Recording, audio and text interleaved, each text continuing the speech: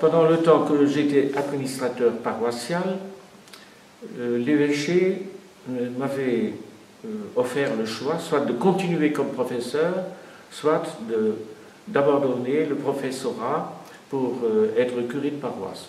Évidemment, comme je suis devenu prêtre pour le ministère paroissial, j'ai abandonné d'être professeur et on a fixé alors le jour de l'installation comme curé, et c'était le 8 août 1971, c'est-à-dire aux premières vêpres de la fête de Saint Jean-Marie Vianney, Saint curé d'Ars. Le doyen m'avait offert deux possibilités pour cette installation, soit de faire un salut traditionnel, soit de faire une concélébration. J'ai refusé immédiatement la concélébration. Alors, pendant le salut solennel, je prenais possession des saluts confessionnels, je montais en chaire de vérité, je me suis rendu au baptistère, on m'a donné les clés de l'église pour ouvrir et fermer les portes de l'église. Et alors il m'a demandé sous quelle forme, soit sous forme de concélébration, soit sous la forme traditionnelle d'un salut avec les cérémonies correspondantes. Alors j'ai dit, pas de concélébration, c'est plutôt un salut que je souhaite. Et pendant ce salut, j'ai commencé par réciter le credo du Concile de Trente. Et il a arrêté ça assez vite, et puis il m'a conduit, n'est-ce pas, à la porte de l'église, donc je vais ouvrir et fermer la porte de l'église. Il m'a conduit au baptistère, parce qu'il a du devoir de curé de baptiser, et puis il m'a conduit au confessionnal, pour démontrer par là que j'ai le pouvoir d'entendre les confessions. Et il est allé en chaire de vérité avec moi, donc, et puis à l'autel, donc toutes les fonctions d'un curé. Suite à cela, il est monté en chaire de vérité et il a commencé une allocution très étonnante où il revenait sur un fait historique où on affirme que les premiers chrétiens recevaient la communion sur la main. Je regarde, je suis étonné et je n'ai pas laissé passer ça parce qu'après c'était mon tour. Et j'ai pris exactement le contre-pied de ce qu'il disait, en disant que pour le ministère paroissial, je m'appuyais sur Saint Pie X, concernant l'Eucharistie, le chant liturgique, le catéchisme, et que donc il y avait lieu de célébrer la messe comme autrefois, et puis d'avoir une dévotion eucharistique, donc recevoir la communion à genoux et sur la langue. Et de plus, donc le catéchisme, l'enseignement des vérités du catéchisme aux enfants, et puis aussi la dévotion spéciale au Sacré-Cœur de Jésus, qui a très bien pris dans la paroisse, car ça n'existait pas. Et normalement, le doyen aurait dû me destituer de nouveau parce que je prenais exactement le contre-pied de ce que lui avait dit avant cela. Mais il ne l'a pas fait. C'était l'époque aussi où on s'efforçait de mettre un prêtre dans chacune des paroisses. C'était encore possible, quoique difficile, et donc ils étaient contents qu'ils aient pu nommer un curé ici, et puis ils pensaient de toute façon, il est relégué près de la frontière allemande, à la campagne, il ne pourra pas faire grand tort, ce qui a été démenti évidemment par les événements, par la Sainte Providence, parce que 3-4 ans après, la paroisse était déjà connue, et c'était les fidèles de l'extérieur qui commençaient à venir pour suivre la vraie messe. Les gens étaient contents parce que jamais ils n'avaient eu un curé jeune, je n'avais que 38 ans à ce moment-là. Et puis la vie paroissiale a commencé. J'ai introduit la dévotion au Sacré-Cœur de Jésus, c'était un de mes objectifs, ça n'existait pas ici. Alors tous les mois, je faisais une messe du soir suivie d'une heure sainte dans l'église voisine, à Howell, qui fait partie de la paroisse, et puis le premier vendredi, messe du soir et adoration pour le premier vendredi du mois. Cette dévotion a beaucoup plu aux fidèles et jusqu'à ce jour, il y a toujours un bon nombre de fidèles qui assistent à cette cérémonie.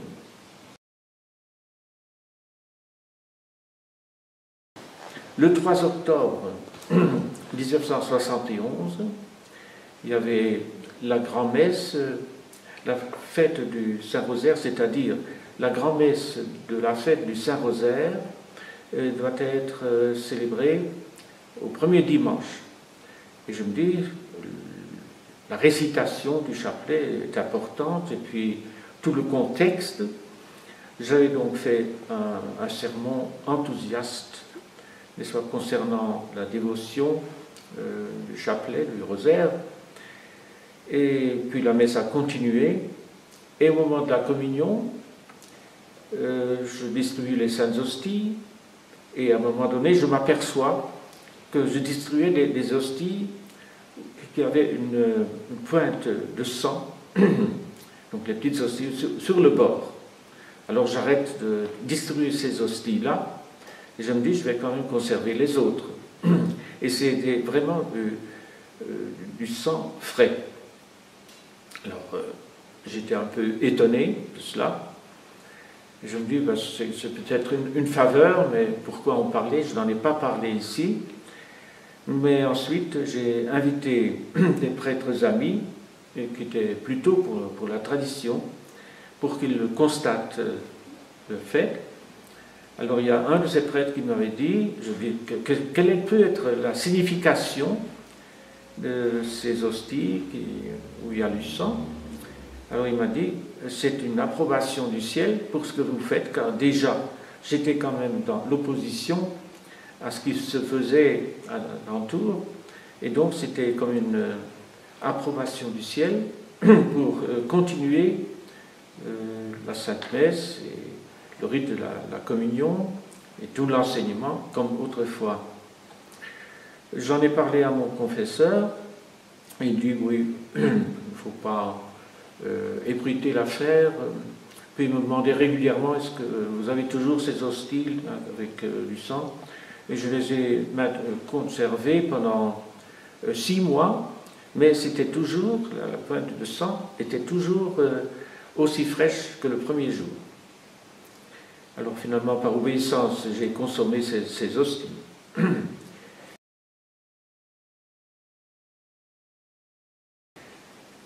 Alors, quelque temps après, c'était le 12 décembre 1971, c'était le dimanche Gaudete, j'ai fait la consécration, et même chose, je m'aperçois, au moment de la communion du prêtre, que là aussi, il y avait une pointe de sang au bord de l'hostie. Mais là, comme c'était l'hostie de la messe, il me fallait bien la consommer. Alors, c'était une consolation. Je n'avais pas besoin de ce miracle pour être conforté dans la foi, car j'ai toujours eu une foi profonde et une dévotion à la Sainte Eucharistie. Rétrospectivement, je dois quand même dire que cette faveur, ce miracle, a une signification plus grande que celle que j'ai perçue à ce moment-là, à cause de la dégringolade de l'Église, à cause de la destruction de la Sainte Messe et du sacerdoce. Maintenant, il y a 40 ans, depuis le miracle eucharistique, dont je vois beaucoup mieux la portée actuellement. Donc la Providence a pris les devants pour confirmer mes convictions concernant la Sainte Messe du missel de Saint-Pie V, qui est valide, et par contre, la messe de Paul VI, je la considérée dès le départ comme invalide. Je ne l'ai jamais célébrée d'ailleurs, je n'ai jamais donné la communion dans la main. Et En rapport avec cela, le sacerdoce a commencé par le sacre, la consécration épiscopale. J'avais tout de suite, quand le successeur de Monseigneur Van Zuylen, l'évêque qui m'a ordonné et qui était évêque jusqu'en 1986, eh bien, j'ai considéré que son successeur n'était pas vraiment évêque parce qu'il a été sacré, soi-disant, dans le nouveau rite. Et de plus, c'était quelqu'un qui était réputé parmi les étudiants en théologie, mais soit d'être un moderniste à la pointe. Ils évitaient même d'assister à sa messe à l'université, parce qu'ils voyaient les déviations, les hérésies, et qu'ils ne croyaient pas à la présence réelle. Alors, comme je disais tout à l'heure, il y a 40 ans maintenant, depuis ce miracle dont j'ai été favorisé, mais qui prend une dimension plus grande vu les événements actuels.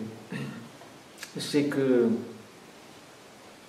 même dans la tradition maintenant, il y a par exemple la fraternité Saint-Pie-X qui cherche, depuis des années d'ailleurs, cherche à être reconnue par une Rome qui a démoli l'Église, qui a démoli les sacrements, et entre autres, non plus d'évêques valides. Ratzinger, par exemple, il est simple prêtre, mais pas évêque.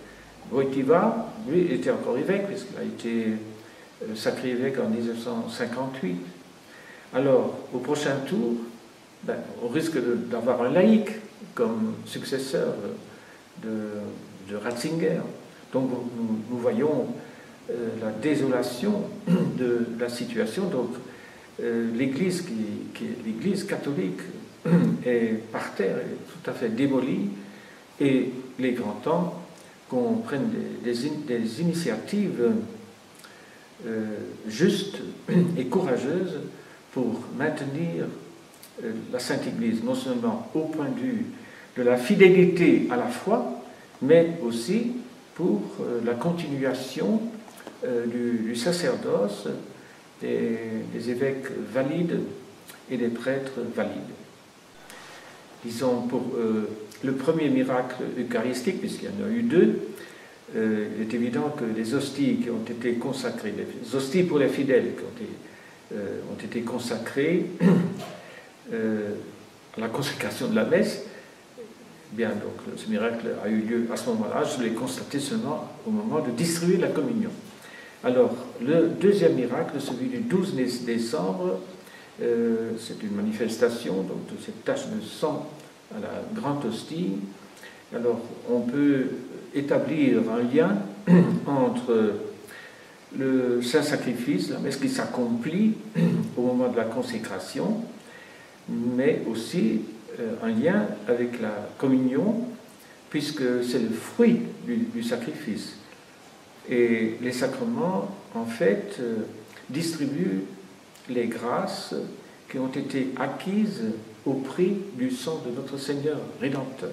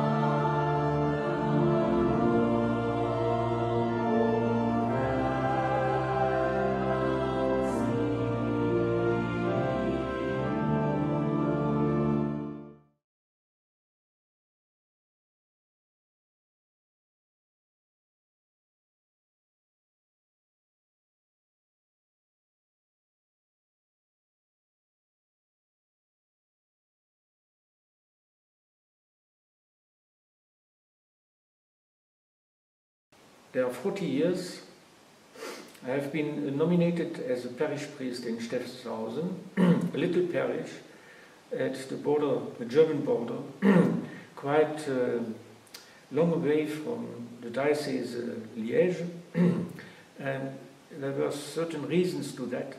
They have nominated me in order to limitate my action because they knew that I was opposed to the reforms. And when I had to choose the ceremony, the dean said to me, you have the choice, you can have a concelebration or a devotion, a blessing, how can I say, a ceremony with the Blessed Sacrament. I said the second one. Then it was on the 8th of August 1971. It was on the first Vespers, I would say, from Saint Jean-Marie Vianney, the parish priest from Ars. Then the dean led me to the front door. I had to open and to lock the door of the church. He brought me to the baptismal font, then to the confessional, then to the preaching chair, to the altar, to demonstrate the powers of the new parish priest. After that he gave a sermon, and I was very surprised when he talked about Holy Communion in the first times of the church, and he talked of communion on the hand. I thought, what does he mean with that? And it was obviously in opposition against that what I did, because he had accepted that I celebrate the Mass like before, like I did always. I never celebrated the new Mass, and also that I wouldn't distribute Holy Communion on the hand. That was a condition I've made, and he accepted it. Then it was my turn to give the sermon on that day of installation, and then I developed the theme of the example of Saint Pius X, because he has given rules for the dignity of the ceremonies of the Holy Liturgy, the Gregorian chant, and then for the catechism, the teaching and the devotion to the Blessed Eucharist, because he has introduced the early communion and frequent communion. And then I announced to the people that it would be my program as a priest, and of course the true Mass and the Holy Communion on the tongue, kneeling at the communion rail. And normally, one man told me after months, he was amazed because the dean didn't come back on the chair to say, if you do like that, I must destitute you again. But he didn't. He left me with freedom, and so I've established with quite a lot of difficulties the normal order of a parish life with the Masses, the sacraments, and the teaching of the church. Then 18 years after, almost 18 years after, when a new bishop came, who was not a bishop because he had received the new consecration, which is invalid, he obliged me, obliged me to sign a document about the unity of the church and the 5 points from Rome, in order to continue as a parish priest, but I should take the Missal of 1962 and accept to celebrate the Novus Ordo Missae if people asked for it, but it was allowed to celebrate it on Latin. That I refused, and then after he destituted me, and because we opposed the resistance, I was excommunicated, and that excommunication from Liège has been confirmed by Rome, by Cardinal Innocenti, from the Congregation of the Clerics. So some say that's like a label of quality that I've been excommunicated by the modernistic church. With regard to my ministry, the 3rd of October 1971, it was the first Sunday of October. One has to celebrate the Mass of the Feast of the Holy Rosary. Then something happened quite astonishing. During the distribution of the Holy Communion, I saw I was busy distributing little hosts who all had points of fresh blood. And then I saw it, I stopped distributing these hosts. I left over the other ones who had a stitch of blood. And at the time I didn't know if it had a significance, but now 40 years after I can see better the significance of that miracle, because now there is no Mass in the world, the Novus Ordo Missae is not a Mass, and on top of that we have no true priests if they are ordained in the new rite. We have no bishops if they are consecrated in the new rite. A second Eucharistic miracle was on the 12th of December, the third Sunday of Advent. At that time I noticed after consecration that the large host from the priest had as well a stitch of blood on the side. And then now, say again, 40 years after, I can evaluate the significance of these miracles to see that God has shown me the approbation of my choice not to celebrate ever the new Mass, and also to know that the new consecration, episcopal consecration, is invalid. So we are in fact in opposition with many groups of the tradition who mean the contrary. Yeah, who think that Novus Ordo Missae could be valid if the priest has the faith, for example. But that's not enough, because the rite in itself is transformed.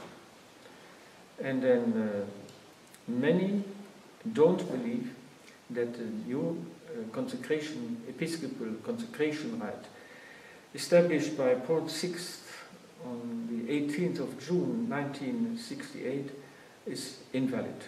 But studies show, like in Rore Sanctifica, show that this rite is intrinsically invalid.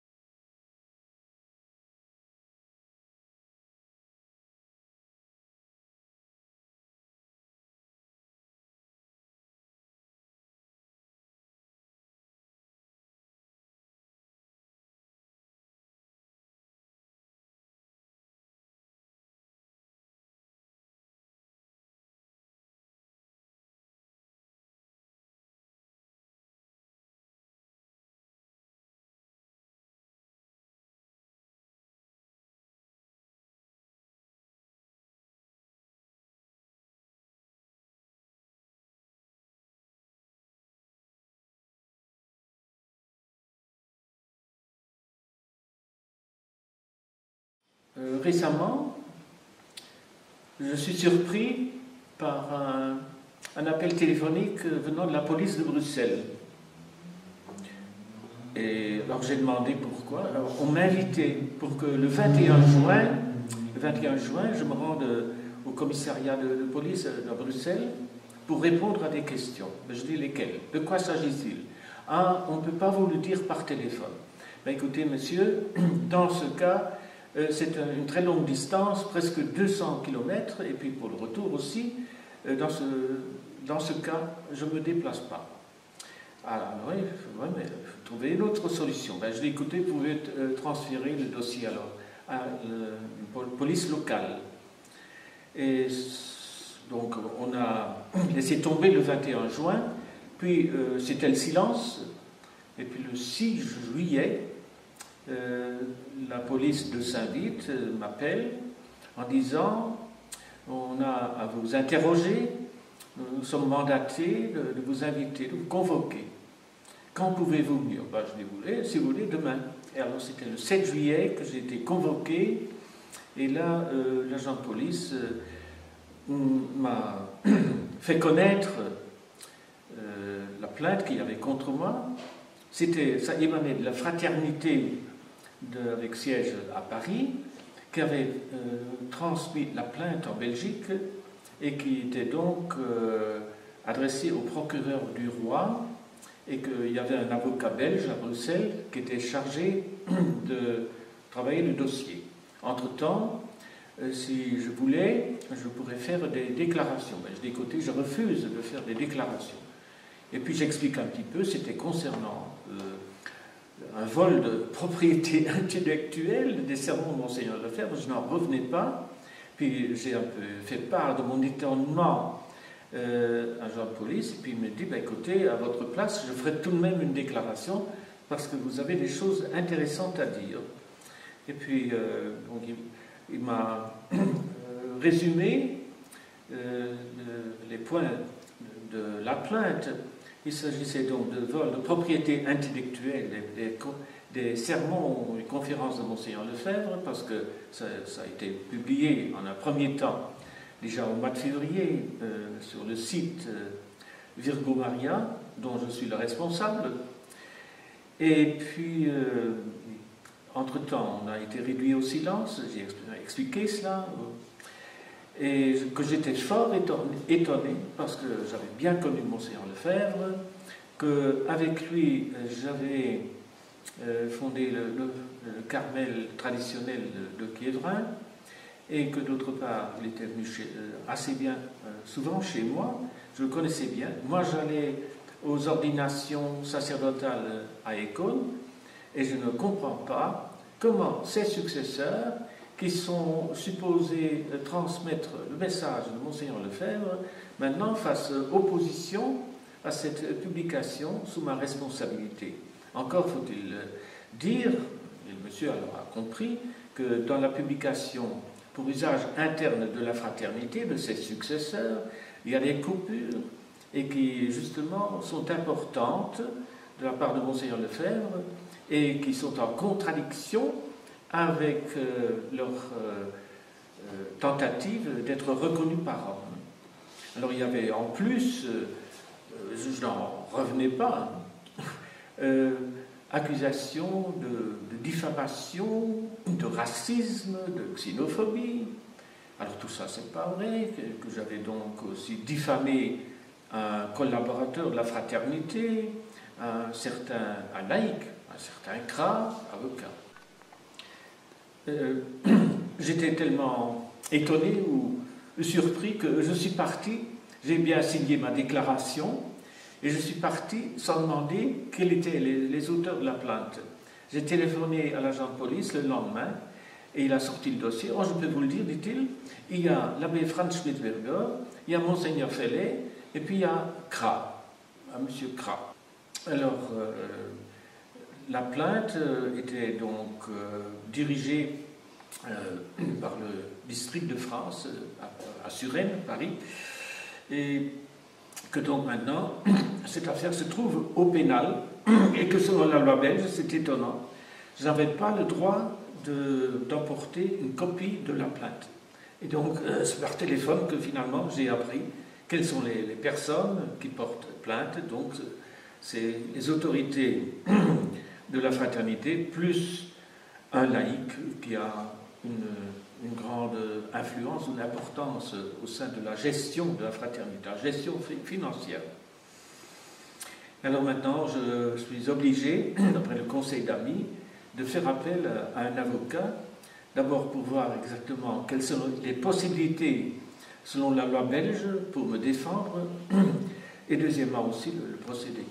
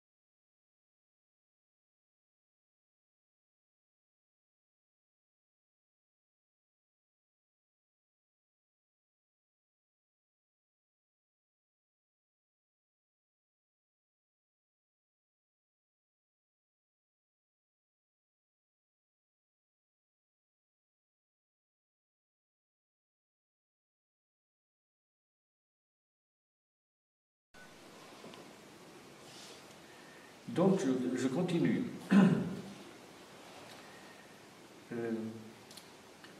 Le déménagement a été fait le 16 août 1978. Et donc là, j'accompagnais la communauté et deux jours par semaine, je résidais à Quiévrain pour les conférences aux religieuses, les confessions, etc. Puis il y avait d'autres prêtres qui passaient pour dire la bonne messe dans une chapelle provisoire. Et puis il y a eu l'ouverture du monastère, la bénédiction de la clôture, c'était le 18 mars 1979. Et avant ça, j'étais tombé malade, j'étais un peu surmené. Et là, Monseigneur Lefebvre avait écrit pour annoncer ses prières pour moi, etc. Enfin, il m'a donné du courage. Et puis on s'est revus là-bas. Il était donc très, très content. Alors, après, je revoyais Monseigneur lors des ordinations. Je passe, et alors est arrivée l'année où les sacres d'évêques, c'était donc en 1988. Et là, puisque j'allais déjà toujours aux ordinations pour appuyer Monseigneur, de nous donner de vrais prêtres catholiques, ordonnés selon l'ancien rite, et en même temps, pour moi, c'était un ressourcement du rite d'ordination que j'avais vécu moi-même. Et j'étais étonné que, malgré que ce soit simplement un chapiteau, soit sur la prairie à École, il y a eu tant de solennité, que c'était tellement édifiant. Bref, j'étais toujours enthousiaste de cela. Et raison de plus de me rendre là aussi pour les sacres.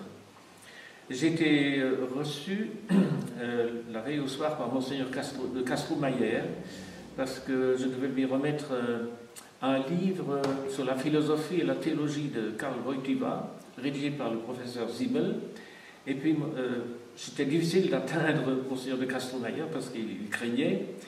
Et puis, il m'a reçu, il m'a dit en français, quand il a reçu le livre, « Ah, monsieur le curé, je dois vous dire, nous n'avons pas de pape. » car il est inconcevable qu'un pape invite les chefs religieux de fausses religions, n'est-ce pas, pour prier pour la paix. Et il me l'a dit 2 ou 3 fois. Et c'est comme ça que j'étais très encouragé d'assister aux ordinations, et j'espérais que d'une manière ou de l'autre, n'est-ce pas, ce propos soit prononcé publiquement. Or, là, Monseigneur de Castelmayor était un petit peu réservé parce qu'il a pris la parole dans des sacres, sans qu'on le sache, on n'était pas annoncé, mais il a parlé brièvement, et Monseigneur Lefebvre était un petit peu sur le qui-vive, mais il a tout de même dit, étant donné la situation de l'Église et que le modernisme domine, j'ai considéré de mon devoir d'évêque de faire le grand voyage d'Amérique du Sud en Europe et assister et approuver, soutenir Monseigneur Lefebvre dans cette action importante du sacerdoce, de la consécration d'évêque. Alors, ma présence là-bas a été répercutée immédiatement dans la région ici, parce que j'avais accepté qu'un journaliste d'un journal local m'y accompagne. Au départ, c'était dans l'intention de me nuire, mais il était tellement impressionné par la solennité et le nombre de catholiques qu'il a fait des rapports positifs à la rédaction du journal. Et ensuite, il est tombé en disgrâce auprès du clergé ici, qui lui a reproché lors d'une réunion après, alors, à l'occasion d'une première messe, « Toi, tu n'as rien à voir ici, car tu es allé avec Schönbrot à Écône. » Voilà, pour la petite histoire. Et alors, l'évêché de Liège a reçu un document émanant de la commission Ecclesia Dei de Rome, et les évêques étaient invités à contrôler ou à interroger les prêtres qui étaient restés fidèles à la bonne messe et de leur soumettre un plan. Donc il y avait d'abord une instruction sur l'unité de l'Église, et puis dans une lettre privée, l'évêque m'avait demandé, n'est-ce pas, d'accepter la nouvelle messe en latin, et en disant également donc la messe selon le missel de Jean 23. Moi, je suis le missel traditionnel, donc non de Jean 23, de 62. Et en plus, il y avait un questionnaire, et c'était pratiquement le protocole d'accord du 5 mai 1988. Seulement ce texte-là, les conditions qui étaient émises étaient encore un peu moins pire que celle de Rome, parce qu'on demandait de reconnaître la validité de la nouvelle messe et des sacrements en traduction. On devait reconnaître aussi l'excommunication. En tout cas, il y avait 5 questions, et je ne pouvais répondre que par oui ou par non. Alors, pour ce qui est de la messe et des sacrements, je dis à l'évêque, écoutez, moi je suis curé de campagne, vous ne pouvez pas me demander de me prononcer là-dessus, c'est quand même du domaine des autorités à Rome. Et entre-temps, je suis le tussiorisme, car on m'a appris qu'en question, pour la question de messe ou de sacrement, on doit suivre la voie sûre. Et donc, je ne peux pas me livrer à des expériences ou à des rites douteux. Alors, l'évêque était fâché. Non, vous dites oui ou non. Ben, je dis, je ne peux pas accepter, donc c'est non. Je n'accepte pas les nouveaux rites. Et alors, quand vous allez à Écône, vous concélébrez avec Monseigneur Lefebvre, qui entre-temps a été excommunié. Ah, je dis, comment? Nous prêtres, quand nous sommes là, nous disons notre messe à un autel latéral, il n'y a jamais de concélébration. Parce qu'il voulait dire qu'à ce moment-là, je me rendais coupable de communion avec un excommunié. Alors, il y a eu 2 rencontres avec l'évêque, le vicaire général, et pour une raison d'élection, à la première rencontre, ils n'ont pas tranché. C'était le 18 octobre 1988, et non, en septembre d'abord, et puis le mois après, le 18 octobre 1988, l'évêque m'a entendu de nouveau. Il a annulé tous les rendez-vous du matin. J'étais dans le palais, il m'a posé toutes les questions, et on a discuté. Puis il a dit, dans ces conditions, je ne pourrai plus vous donner un ministère dans le diocèse.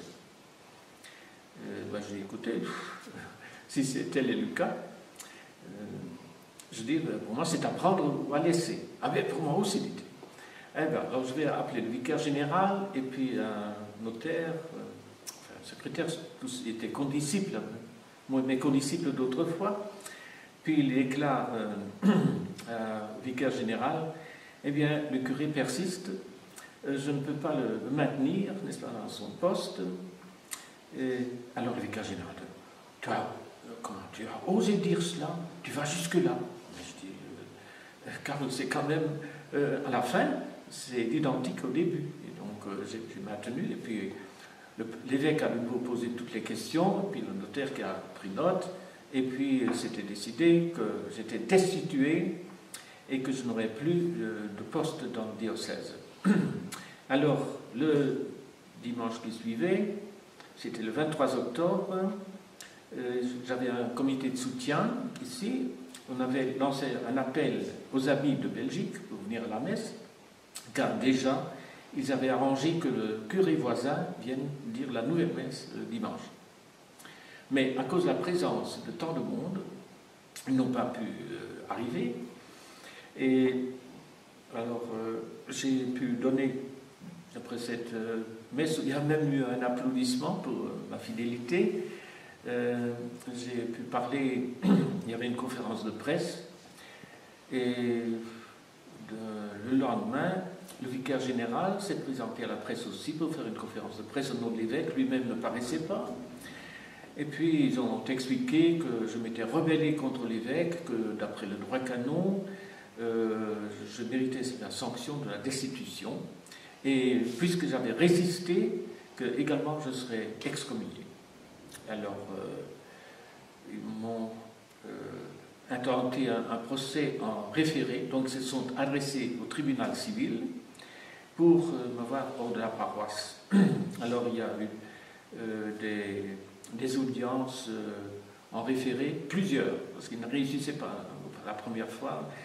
Et depuis fin octobre jusqu'au 9 décembre, ça s'est conclu par une approbation du juge civil, parce qu'il ne pouvait se baser que sur la loi belge. Et ensuite, le jugement a été prononcé que je devais quitter la paroisse. Cependant, il avait essayé de m'attribuer une église à cause des fidèles qui venaient, qui me suivaient. Et finalement, le lundi 12 décembre, ils sont arrivés, le doyen, un serrurier, leur avocat, et ils ont ouvert l'église paroissiale de force, parce que j'avais refusé de donner la clé. Alors à ce moment-là, le sacristain m'appelle et il m'a dit, ils sont entrés dans l'église après trois quarts d'heure de travail, et c'est inutile, dit-il, maintenant, si vous voulez venir chercher le Saint-Sacrement.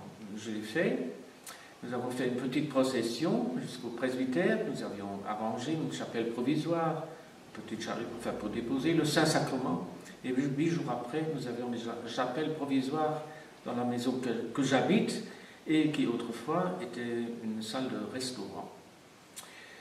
Le sacristain a eu la bonne idée de sonner les cloches à ma sortie avec le Saint-Sacrement. J'avais déjà d'abord donné la bénédiction avec le Saint-Sacrement à ceux qui étaient dans l'église, donc y compris le doyen, qui actuellement est évêque de Liège, entre guillemets, et puis le curé voisin, puis des personnes pieuses, et aussi des opposants. Enfin, je les ai tous bénis, et le fait que les cloches sonnent était un signe, d'après le sacristain, n'est-ce pas, et je l'ai ressenti comme cela. Eh bien, s'il chasse notre curé, notre Seigneur partira avec lui. C'était donc des journées un peu dur quand même, mais inoubliable. Et j'ai toujours maintenu le cap sur cet objectif de garder la vraie messe et aussi cette conviction que j'avais dès le départ que les nouveaux rites sont invalides et donc que l'évêque qui me faisait donner des ordres n'était même pas évêque.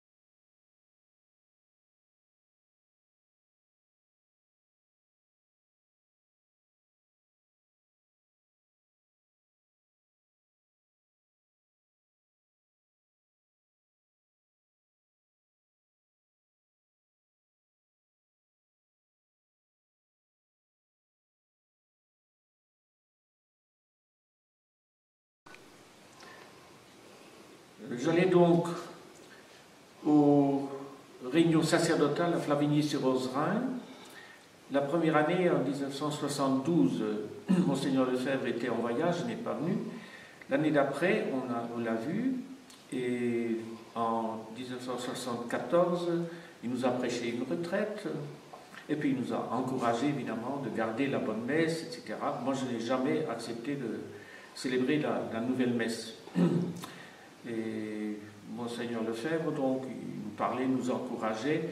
C'est à cette occasion que je lui ai demandé de venir confirmer dans ma paroisse.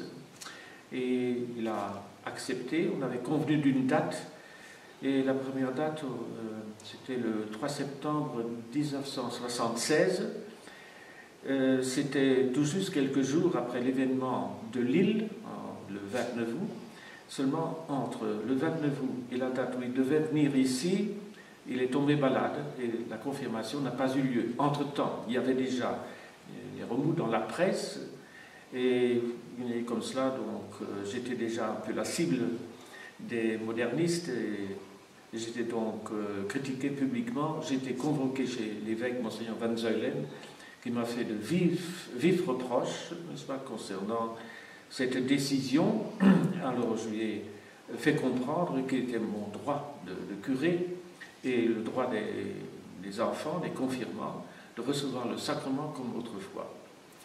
Alors, comme Monseigneur Lefebvre n'était pas venu à cause de sa maladie, l'évêque local n'a pas pu appliquer une sanction. On disait que j'allais être suspens. Et ensuite, en avril, le 22 avril 1977, Monseigneur Lefebvre est venu pour confirmer ici.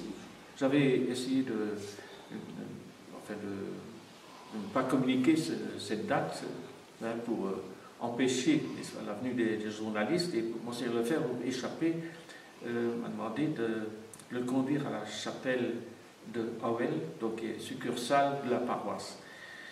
Alors ça a été connu par la presse quand même, et on a été filmé, et Monseigneur Lefebvre donc a fait les confirmations. Il a reçu beaucoup de sympathie de la part des fidèles, ils étaient contents de rendre à le connaître. C'était un samedi, et le dimanche 23 avril, il a célébré la grand-messe à la paroisse. Alors, ça est venu aux oreilles de l'évêque. Alors, il m'a convoqué pour le 5 mai, pour expliquer un petit peu cela, parce qu'il y avait aussi déjà une publication dans la presse. Alors, j'ai expliqué, j'ai demandé un déplacement de date, parce que le 5 mai, précisément, j'étais appelé en Allemagne pour faire une conférence sur Saint Pie V. C'était justement la fête de Saint Pie V. Et je me disais en moi-même, la colère de l'évêque va baisser s'il y a encore quelques jours. Et puis il m'a reçu quelques jours après. Il était beaucoup plus calme, et il avait même demandé des excuses pour la manière dont il m'avait traité lors de la première visite. Mais je sentais bien cette visite qu'il était travaillé par les prêtres qui sont opposés à moi. Et il a essayé un petit peu de calmer le jeu. Et il y avait, par exemple, une religieuse de la tradition m'avait rapporté qu'un vicaire de la ville de Liège, lors d'une visite d'évêque dans cette école, avait demandé à table à Monseigneur, et alors, et Stephenshausen, et le curé Chaumeuse, qu'allez-vous faire? Et alors il a simplement répondu, je m'en occupe, monsieur le vicaire. La conversation était terminée. Alors je suis resté en contact avec Monseigneur Lefebvre, parce que non seulement à cause des réunions sacerdotales, mais aussi à cause des ordinations. Je suis allé aux ordinations à Icône à partir de 1977. Et alors, évidemment, il était très content de me voir. Et alors là, nous avons pris contact au sujet du Carmel.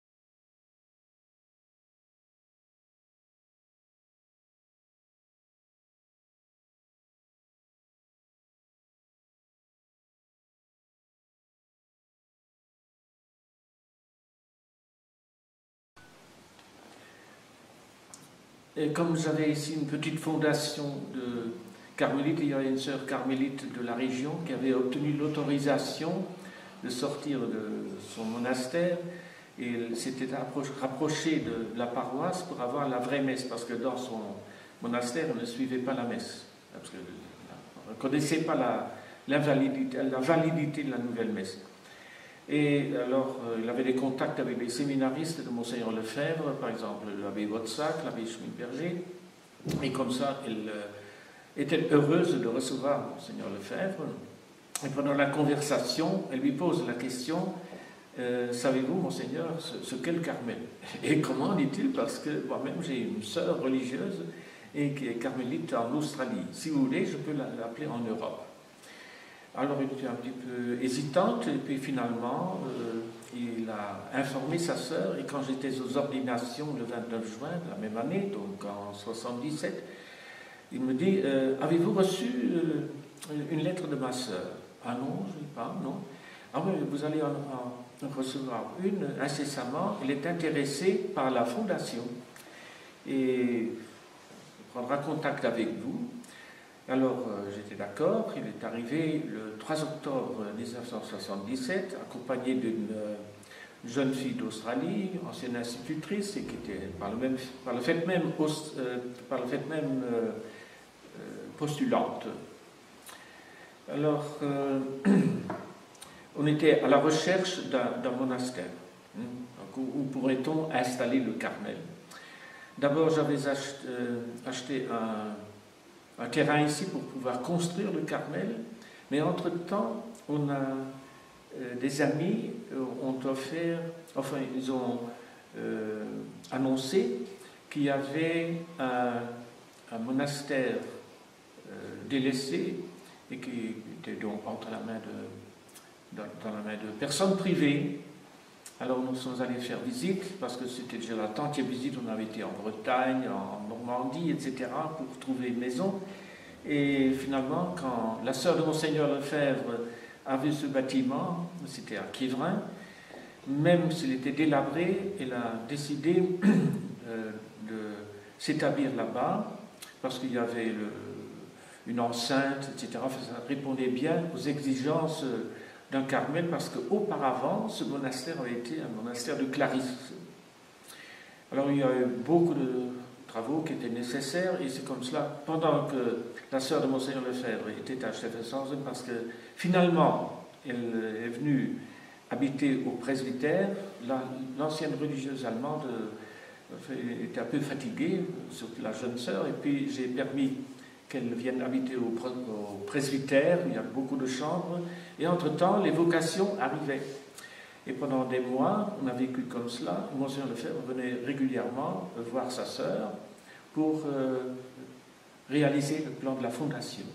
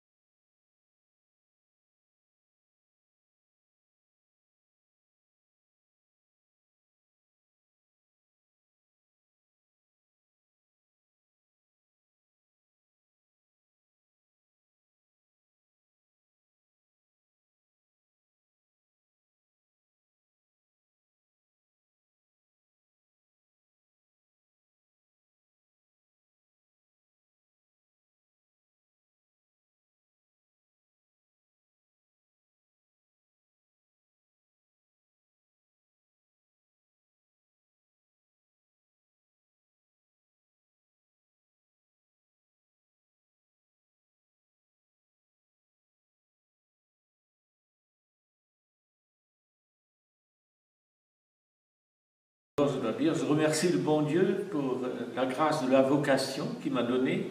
J'ai voulu devenir prêtre dès l'enfance, même avant d'aller à l'école.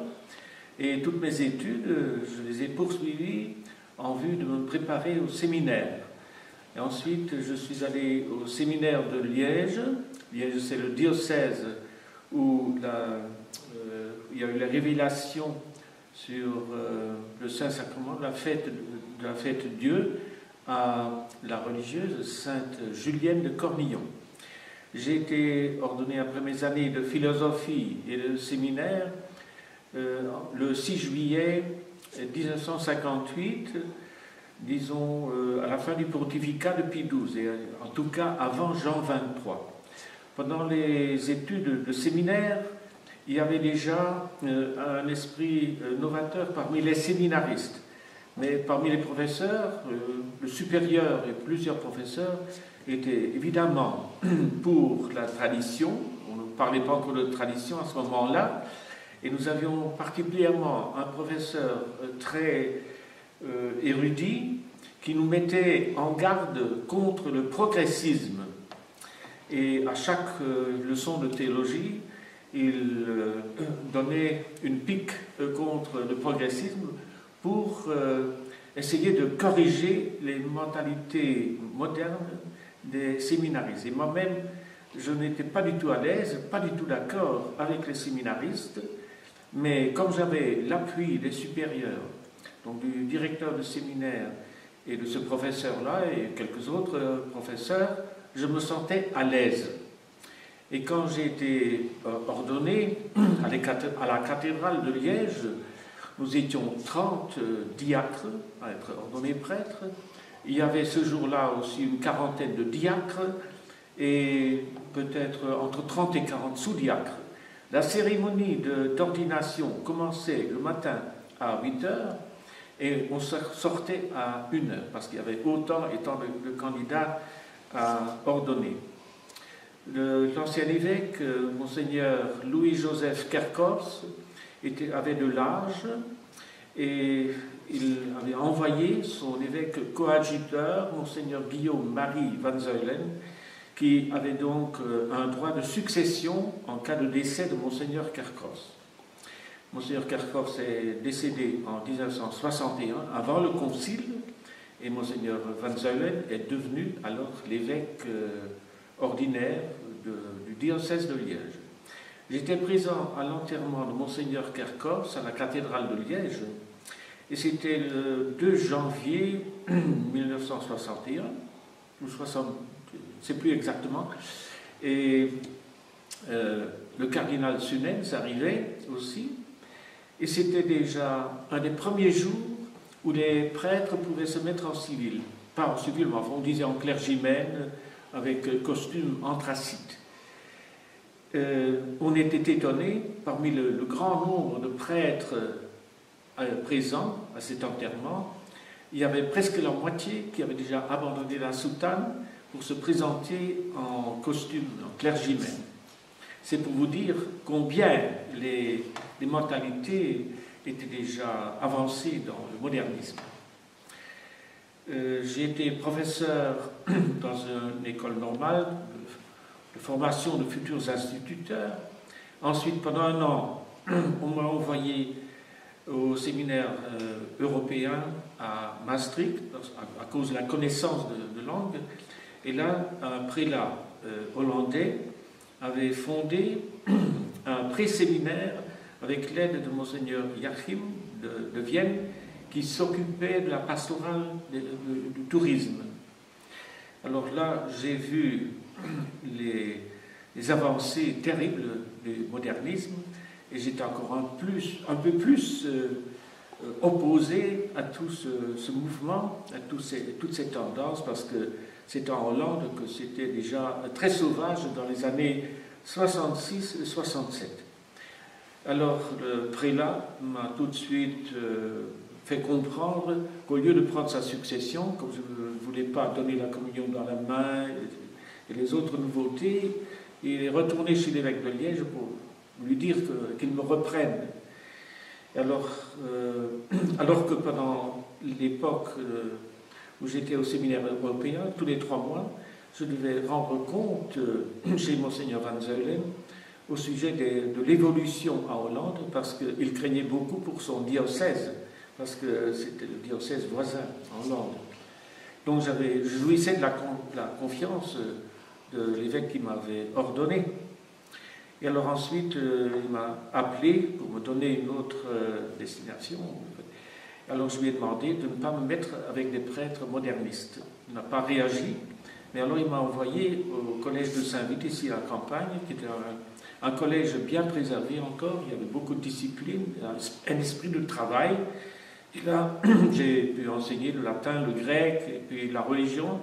Mais la religion, au bout de 2 ans, on l'a supprimée sans mot dire, parce que j'avais déjà un peu éclairé les élèves concernant disons le progressisme, etc. Et j'ai pu continuer à enseigner le latin et le grec au niveau moyen. Et comme à Steffenshausen, c'est au sud de Saint-Vite, le prêtre était mort inopinément. C'était un missionnaire chinois, enfin, qui avait travaillé en Chine et qui avait pu échapper des jours communistes. Et alors ici, vu son âge et son infirmité, il était mort le jour de Noël. Et puis, ils m'ont demandé de venir de faire le service dominical. Or, quelques mois auparavant, j'avais eu des difficultés au collège. Le vicaire général voulait m'envoyer dans une région éloignée, en prétendant, n'est-ce pas, que ma réputation était brûlée. J'avais osé critiquer le concile en chair de vérité, dans un village voisin où j'étais vicaire dominical.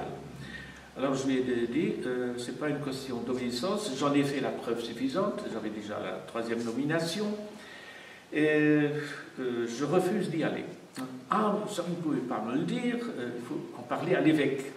Et l'évêque alors m'a convoqué, il a accepté mon refus, et il m'a demandé de retourner à l'école de Saint-Vite. Et c'était donc après que j'ai eu l'occasion d'être d'abord administrateur de la paroisse, et ensuite la nomination de curé, parce qu'il n'admettait pas un choix entre le professorat et la pastorale, et donc, comme je ne voulais pas rester professeur à vie, j'ai accepté la paroisse, et puis le doyen était un peu étonné que je faisais des conditions.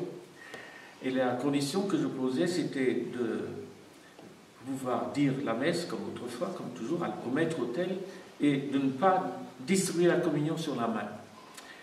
Le doyen a accepté, et à ces conditions, j'ai accepté de faire le ministère ici. C'est très difficile au début parce que les gens étaient déjà un petit peu habitués à la nouvelle messe, mais ils n'étaient pas du tout heureux. Et beaucoup d'entre eux étaient contents de retrouver la messe traditionnelle. Et pour la communion sur la langue, ils n'étaient pas... Enfin, ils acceptaient. Mais il y en avait parmi eux qui n'admettaient pas que je refuse la communion à des étrangers qui présentaient la main. Enfin, mais au bout de 3 ans, comme je faisais quand même des prédications concernant l'évangile, les obligations des catholiques de sanctifier le dimanche, de ne pas travailler, ou pendant le carême, de ne pas participer à des réjouissances, on m'a pris ça de mauvaise part. Et puis ils étaient travaillés aussi par les prêtres modernes ici de la région contre moi. Et par exemple pour la confirmation, ils ne voulaient pas me donner la confirmation dans le rite traditionnel.